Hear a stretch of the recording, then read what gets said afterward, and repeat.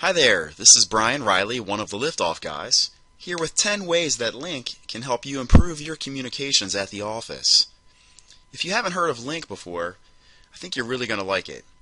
It does many different things, including presence detection, audio and video chatting, instant messaging, and desktop sharing. So it's kind of like Skype if you've ever used that.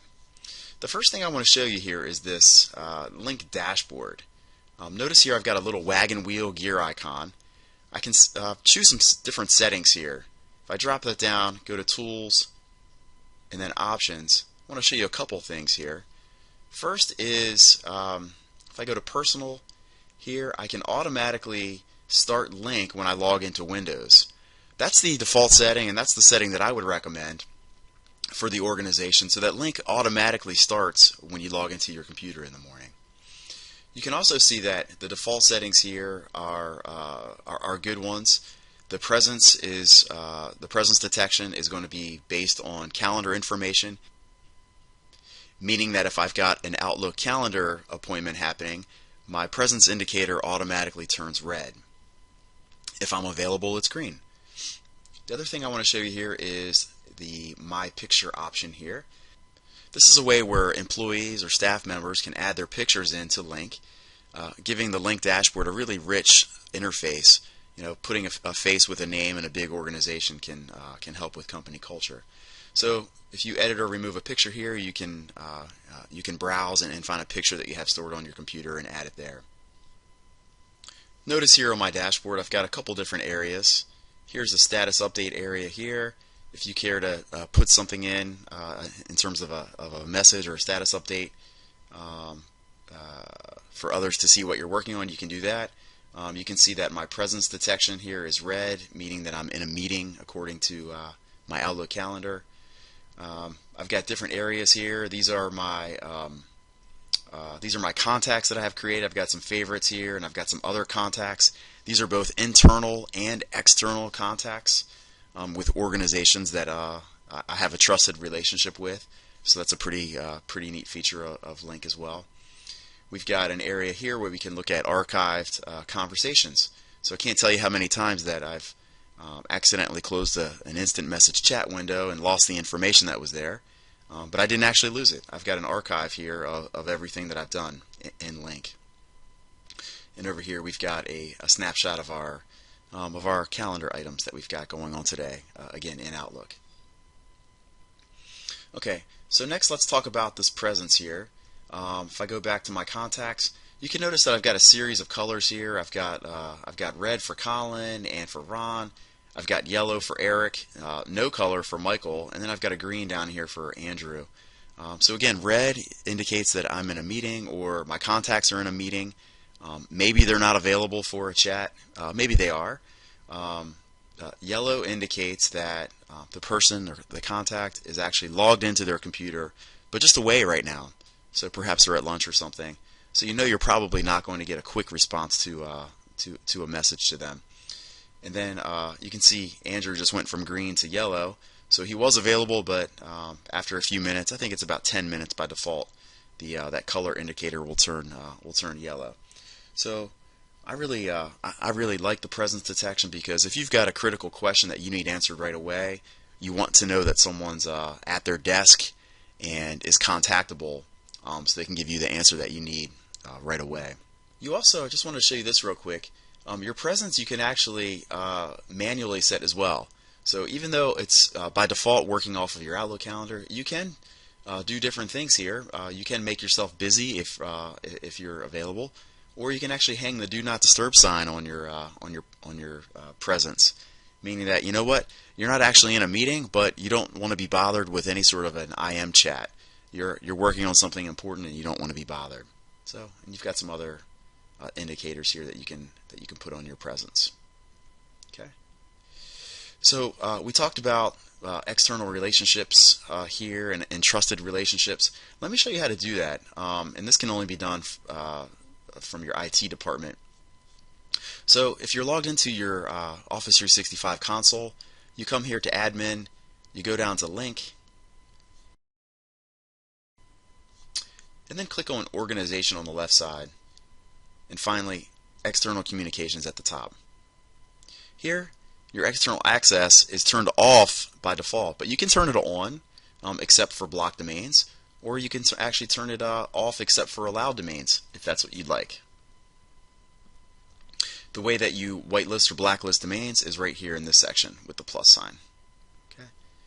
So again, only the IT admins can do this, not the end users, not the regular staff.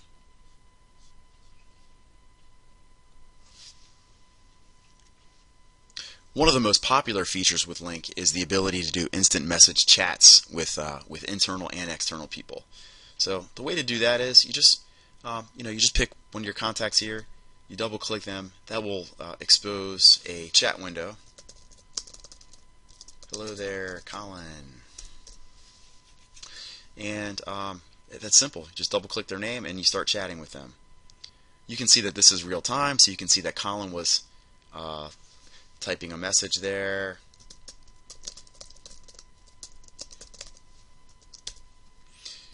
You've got a series of emoticons if you'd like to add those in. Just some fun things there that you probably won't use very often, but it's here nevertheless. Now you can also do voice calling through Lync. So if you know that your recipient has a microphone and speakers, then you can actually initiate a call, voice over IP call, right through your computer. So we've got lots of customers that are not using the phone as often. They're not picking up the phone to call, call different staff members because they're just using their computers. Link to Lync. You just click on the call button there, and in this case, it would call Colin right from the chat window that we're in. You could also do video calling. So to do that, you would just click on your looks like a movie camera icon there, and just like Skype, you can do video and voice calling right through your computer. This option here, it's a monitor icon. This is how you would present your desktop. So if you're working with with a colleague and you want to show them something that's on your screen, you could actually share your desktop right here, and they would be able to see the contents of your screen. One of my favorite things to do with Lync is to create online meetings. So our company, Liftoff, has a lot of employees that don't work in one central location, yet we have the need to have regular weekly meetings. So the way that you can do that is right through Outlook. Let me show you how to do that. Open Outlook, and let's say you want to have a meeting, how about on Wednesday at 11 o'clock? Just create a new meeting. Notice here that I've got a Lync meeting icon here on my ribbon bar in Outlook. If I click that, I get a Join Lync Meeting hyperlink right there, which my recipients can use to join the meeting.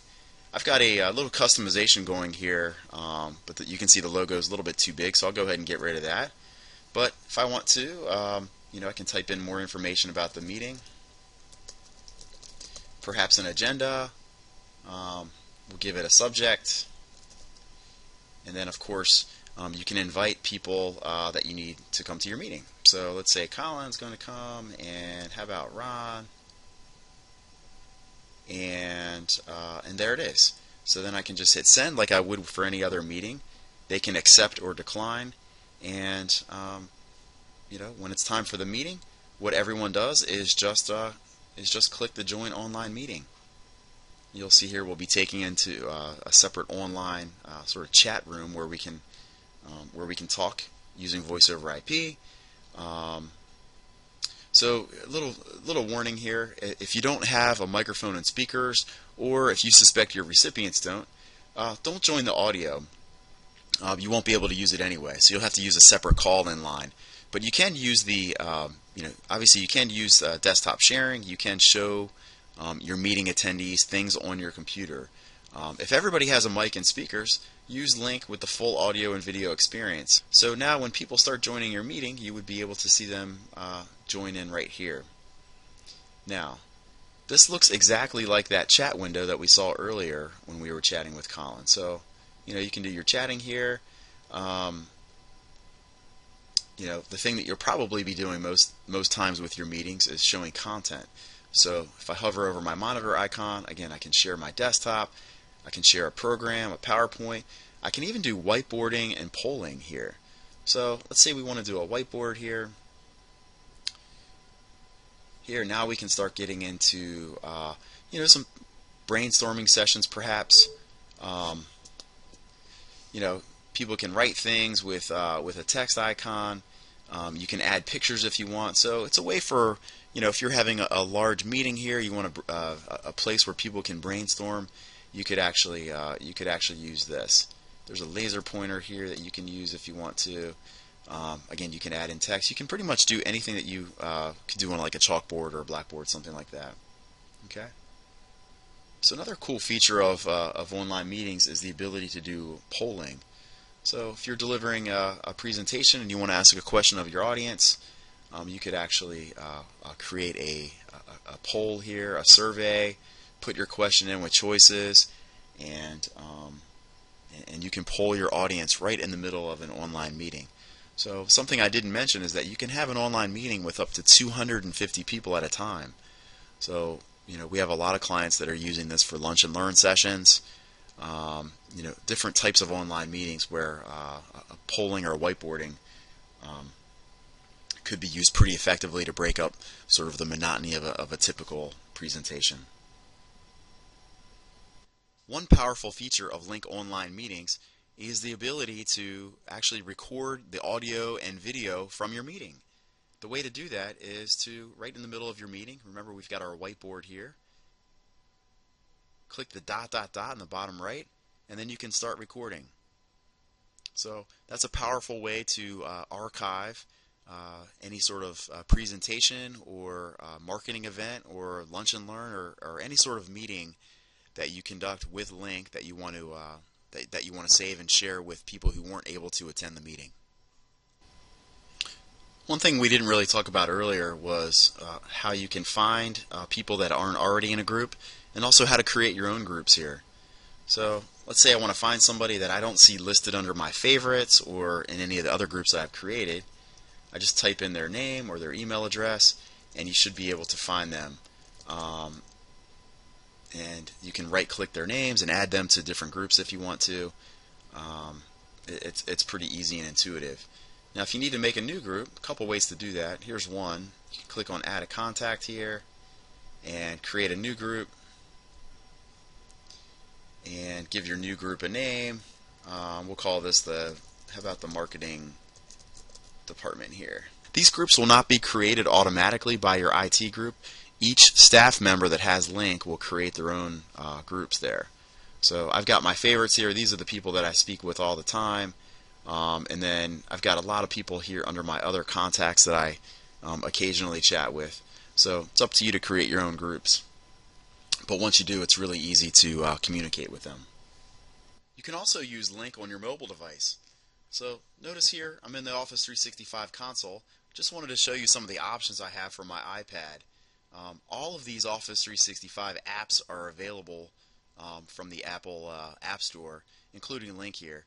So pretty much everything I can do with Lync that we talked about today, you can do on your iPad, even on your iPhone, and of course your Android device as well. You can also use Lync in webmail. So some users may prefer to use webmail.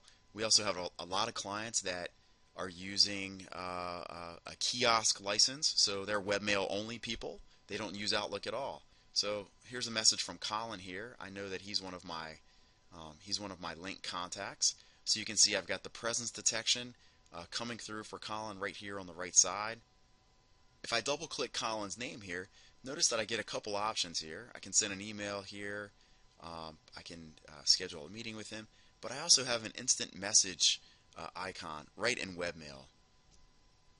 If I click that, I get a chat window right here in webmail. Again, this is not the full version of Lync. This is the ability to use Lync in webmail. So that's it. Thanks for joining me today for 10 ways that Lync can help you improve your communications at the office. Hopefully you picked up a few tips and tricks. Please look out for our other videos at liftoffonline.com.